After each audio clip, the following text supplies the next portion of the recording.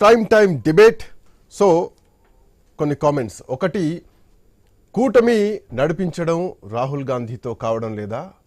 లోక్సభ ఎన్నికల్లో చాలా ప్రభావం చూపించినటువంటి కాంగ్రెస్ పార్టీ అఫ్కోర్స్ మిత్రపక్షాలతో 99 సీట్లు సాధించినటువంటి కూటమి అసెంబ్లీ ఎన్నికలకు వచ్చేసరికి ఆ ప్రభావాన్ని చూపించలేకపోతుంది. హర్యానా, మహారాష్ట్ర ఎన్నికలే ఈ కుదుపుకు కారణమా అన్నది ప్రధానంగా ఒక చర్చ బలంగా నడుస్తుంటే, మోడీ దెబ్బకు కూటమి విలవిల్లాడుతోంది.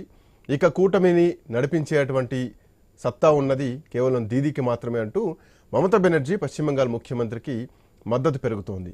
దేశవ్యాప్తంగా ఇప్పటి వరకు ఎవరైతే కూటమిలో ఉన్నారో కాంగ్రెస్ పార్టీ నమ్ముకుని, రాహుల్ గాంధీ నమ్ముకొని, వాళ్ళంతా కూడా దీదీకి మద్దతు తెలుపుతున్నటువంటి పరిస్థితి కనిపిస్తోంది. మిఠా పార్థసారథి గారు, భారతీయ జనతా పార్టీ మాజీ శాసనసభ్యులు. పార్థసారథి గారు ఏం చెప్తారు?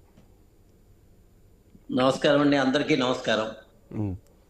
ఇది కూటమిలో ఉన్నటువంటి కుంపట అనుకోవాలా, లేదంటే మోడీ వ్యూహాల్ని ఎదుర్కోలేక కూటమి చిన్న భిన్నం అవుతుంది అనుకోవాలా? మీ వర్షన్ ఏంటి? కూటమికి సంబంధించి వాళ్ళు ఎవరైనా సరే, ఇప్పుడు మన తులసిరెడ్డి గారు చెప్పినట్లుగా ఎవరు ప్రయత్నాలు వాళ్ళు చేసుకుంటారు. పార్టీలు వాళ్ళ యొక్క ఆలోచన విధానం ప్రకారం పోతాయి. రాహుల్ గాంధీ జోడో యాత్ర చేశాడు, దేశాన్ని తోడో యాత్రగా చేయడానికి ఆయన ప్రయత్నం చేశాడు. అయితే పెద్దగా ఫలితం ఇవ్వలేదు. కొంత ఫలితాన్ని మాత్రం పార్లమెంట్ ఎన్నికల్లో మైనారిటీ అప్పీజ్మెంట్ పేరుతో, రకరకాలైన జిమ్మిక్కుల పేరుతో, మణిపూర్లో వాళ్లే చేసిండేటువంటి వాళ్ళని బీజేపీ మీద తోసి రకరకాలైనటువంటి game plan, it is a game plan వాళ్ళకి సంబంధించి చేసిండేటువంటి దాంట్లో వాళ్ళు 99 వచ్చాయి. వాళ్ళకి వచ్చిన తర్వాత మరలా వెంటనే జరిగినటువంటి ఎన్నికల్లో జార్ఖండ్ లో వాళ్ళు విజయం సాధించారు, జమ్మూ కాశ్మీర్ లో కూడా విజయం సాధించారు. జార్ఖండ్ లో వచ్చినటువంటి విజయానికి అక్కడ ఉన్న స్థానిక కారణాల కారణమైతే, జమ్మూ కాశ్మీర్ లో ఏంటంటే మైనారిటీ అపీజ్మెంట్ కాంగ్రెస్ కు ఉన్నటువంటి ఒక పెద్ద, అది బలహీనత కావచ్చు, లేకపోతే వాళ్ళ బలం కూడా అదే కావచ్చు. దేశాన్ని ఒకటిగా ఉంచాలి అనేటువంటి ఆలోచన కాంగ్రెస్ అగ్రనాయకత్వంలో ఎప్పుడూ ఉండదు. ఎప్పుడు కూడా దేశంలో ఎక్కడో చోట మత విభజన జరగాలి, మత కల్లోలాలు జరగాలి అనేటువంటి ఆలోచనతోనే ఎక్కువగా వాళ్ళు పనిచేస్తూ ఉంటారు. దాని ద్వారా ఏంటంటే వాళ్ళలో ఒక మొత్తం ఓట్లు గంపగుత్తగా వాళ్ళు మూర్ఖంగా, ఒక రకంగా అంటే అది మూర్ఖంగానే వాళ్ళకి ఓట్లు రావాలనేటువంటి ప్రయత్నమే వాళ్ళు చేస్తుంటారు. దాంట్లో వాళ్ళు సక్సెస్ఫుల్ గానే ఉన్నారు. ఎందుకంటే ఇప్పుడు వయనాడులో చూస్తున్నాం, ప్రియాంక గాంధీకి అక్కడ ఏం సంబంధం? కేవలం ముస్లింస్ ఎక్కువగా ఉన్నారు. రాహుల్ గాంధీకి అక్కడ ఏం సంబంధం అంటే, సంబంధం అంటే అది దేశవ్యాప్తంగా ఎక్కడైనా పని చేయవచ్చు, it is not at all correct. కేవలం అక్కడ ఏమి అంటే ముస్లింస్ ఎక్కువగా ఉన్నారు, మేము ముస్లింస్ ఇక్కడ రక్షకులము, ముస్లింస్ ఏమి చేసినా కూడా మేము చేస్తామని వాళ్ళ సమాజాన్ని, యాక్చువల్ గా ముస్లింల యొక్క గౌరవం తగ్గడానికి కారణం వీళ్ళే అవుతున్నారు. కానీ ముస్లింలు అమాయకంగా దాన్ని గుర్తించడం లేదు. ఈ విధంగా దేశాన్ని విభజించాలనేటువంటి ఆలోచనలోనే వాళ్ళు పనిచేస్తున్నారు. అయితే గతంలో కేవలం ఒక మీడియానే ఉండింది, దూరదర్శన్ అనేది. ఇప్పుడు సోషల్ మీడియా విస్తృతంగా వచ్చిన తర్వాత వీళ్ళు చేసేటువంటి కుట్రలు కానీ, వీళ్ళు చేసేటువంటివన్నీ కూడా బహిరంగంగా తెలుస్తున్నాయి. అవి తెలిసిన కారణంగా ప్రజలకు అది అర్థమై వాళ్ళని తిరస్కరిస్తున్నారు. వేరేం కాదండి. చాలా మంది ఏదో అనుకుంటుంటారు, వాళ్ళ యొక్క తప్పులని సోషల్ మీడియా బహిరంగంగా విమర్శిస్తోంది కాబట్టి ఆ విమర్శల కారణంగానే వాళ్ళకి ఓట్ల శాతం కానీ, సీట్ల శాతం కానీ తగ్గుతోంది అనేటువంటి. బట్ ఒకటి పార్థసారథి గారు, ఒకటి ఇక్కడ ఇప్పటి వరకు కాంగ్రెస్ పార్టీ వర్సెస్ బీజేపీ అన్న విధానం ఒకటైతే గనక, రాహుల్ గాంధీ వర్సెస్ మోడీ అన్నది కూడా చాలా సంచలనంగా మారింది, దేశవ్యాప్తంగా కూడా ప్రచారం అయింది. బట్ కమింగ్ టు పశ్చిమ బెంగాల్ చూసుకుంటే, పార్థసారథి గారు, పశ్చిమ బెంగాల్లో భారతీయ జనతా పార్టీని కనీసం గెలవకుండా ఎక్కడికక్కడ అడ్డుకట్ట వేసింది మమతా బెనర్జీ. సో భారతీయ జనతా పార్టీని అడ్డుకోవాలంటే రాహుల్ గాంధీ కాదు కావాల్సింది, కాంగ్రెస్ పార్టీ కాదు, మమతా బెనర్జీయే. ఆమెకే అంతటి అసాధ్యమయ్యేటువంటి గట్స్ ఉన్నాయన్నది ఈరోజు మిత్రపక్షాలు మొత్తం కూడా నమ్ముతాయని భావించవచ్చా? దీని విషయంలో మమతా బెనర్జీ అనేటువంటి వ్యక్తి అంతకుముందు 30 సంవత్సరాల పాటు ఉండేటువంటి కమ్యూనిస్ట్ కూటమి, వాళ్ళు చేసిండేటువంటి కొన్ని అభివృద్ధి లేనటువంటి దాన్ని అరాచకాలు అనే కంటే అభివృద్ధి లేనటువంటి పథకాల కారణంగా అక్కడ వచ్చిండేటువంటి దాన్ని ఆమె క్యాష్ చేసుకుంది. అప్పట్లో ఆమె కాంగ్రెస్ తోనే కలిసి మొత్తం అంతా కూడా గెలిచింది. కానీ ఆమె గెలుపు అని ఎట్లంటారండి? పూర్తిగా ఆమె ఏదో చాలా బలమైంది అని. పార్లమెంటు ఎన్నికల్లో ఎన్ని ఓట్లు వచ్చాయో, అసెంబ్లీ ఎన్నికల్లో 3 సీట్లు ఉన్నటువంటి భారతీయ జనతా పార్టీ 77 సీట్లకు పెరిగింది కదా.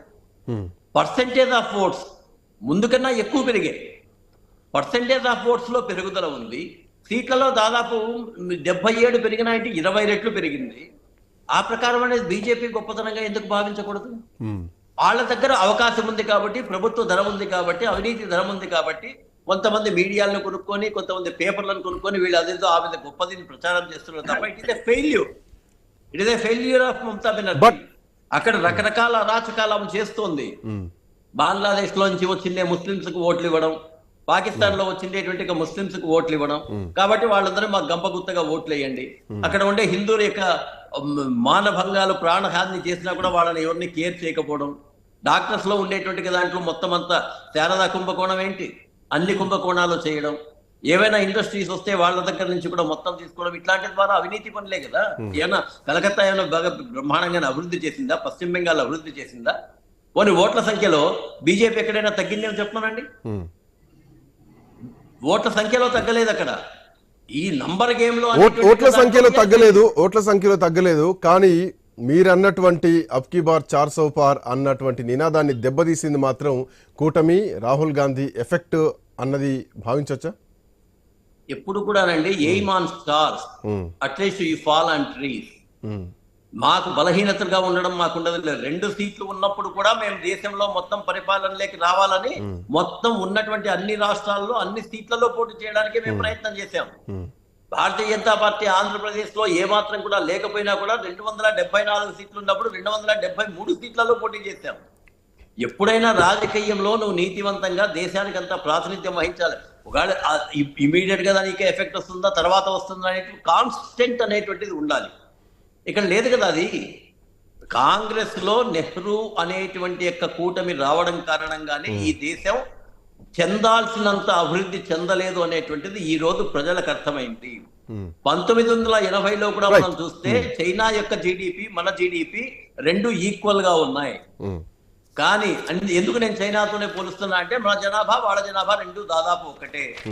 కానీ చైనా తీసుకున్నటువంటి యొక్క అభివృద్ధి యొక్క నిర్ణయాలు, విదేశీయుల నుంచి వచ్చిండేటువంటి పెట్టుబడుల్ని ఆకర్షించి అక్కడ కంపెనీల్ని ఏర్పాటు చేసి దాని ద్వారా వచ్చిండేటువంటి డబ్బుల్లో ఈ రోజు చైనా అగ్రగామి దేశం అమెరికాతో పోటీ పడుతుంది.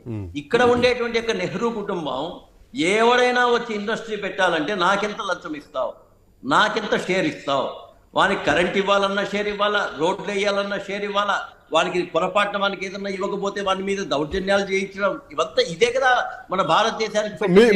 మీరు గత కాంగ్రెస్ చేసినటువంటి వాటి గురించి మాట్లాడుతున్నారు. అక్కడ కాంగ్రెస్ పార్టీ లోక్సభలో కేవలం అదాని వ్యవహారం తప్ప ఇంకేం చర్చించడానికి వీలే అన్నటువంటి ఉద్దేశంతో వాళ్ళు మాట్లాడుతున్నారు. ఆ చర్చ జరిపితే మీకు వచ్చేటువంటి నష్టం ఏంటి అన్నది కూడా ప్రశ్నే. వాళ్లకు ఏమీ లేని దాన్ని సృష్టించగలిగేటువంటి నైపుణ్యంలో మాత్రం వాళ్ళకి చాలా సక్సెస్. మణిపూర్ లో జరిగింది ఏంటంటే 3 నెలల తర్వాత పార్లమెంట్ సెషన్ వచ్చేకి ముందు 3 నెలల జరిగిండేటువంటి సంఘటనలు తీసుకొని వచ్చి పార్లమెంటుకు ముందు దాన్ని 2 రోజుల ముందు రిలీజ్ చేసి దాన్ని పట్టుకున్నారు. ఇంకా తప్ప ఇంకేం సమస్య లేనట్లుగా. వీళ్ళకి యాక్చువల్ గా పార్లమెంట్ జరిగితే వీళ్ళు చేసేటువంటి అవినీతి గాని వీళ్ళ యొక్క అసమర్థత గాని బట్టబయలైపోతుంది. బట్టలు కూడా తీసినట్లుగా మొత్తం తెలుస్తుంది.